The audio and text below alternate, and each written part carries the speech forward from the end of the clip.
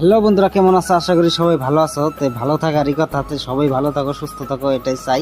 তো আগের একটা মিনি ব্লগ আমি দিয়েছিলাম কিন্তু গয় গ্রামের গাইজ খুব ভালোবাসা দেখাইছে, খুবই মানে কমেন্ট করছে, লাইক করছে। তো এটাও কিন্তু এরকম ট্রেন্ডিং এ চলতে চাই। তো এইটাও আরো একটা আমি মিনি ব্লগ মানে গয় গ্রামে মানে শুরু করলাম। তো আস্তে আস্তে এলাম বুলগা ডোবার কিন্তু এই করসিং এ কিন্তু গাইজ তোমরা অল্প দেখে হয় না, করসিংটা হবে মানে এইটা খুব ভয়ঙ্কর একটা করসিং, মানে খুবই অ্যাক্সিডেন্ট হয়। তোমরা যদি এইদিকে আহো, এই বুলগা ডোবা যদি আহো, করসিং অল্প দেখে হয় না করবা, যেহেতু মানে এই করসিংটা মানে কয়দিন আগে একটা অ্যাক্সিডেন্ট হচ্ছে, খুব বড় অ্যাক্সিডেন্ট। আস্তে আস্তে হলাম বুলগা ডোবা যেটা ব্রিজটা পার হলাম।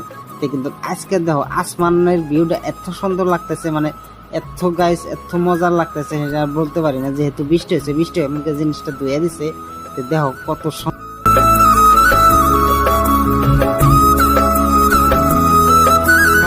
সড়ক বাজারে দেখি লেফট সাইডে এত সুন্দর, মানে কি হইতেছে না হইতেছে জানি না, এত বড় একটা বন্দুকের নাগাল কি খাড়া করেছে জিসবি।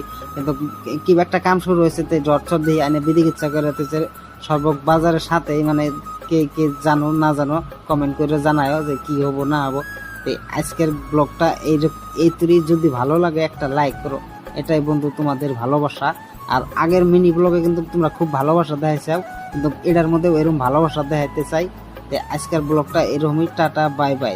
সবাই ভালো থাকো, সুস্থ থাকো, এটাই কামনা করি।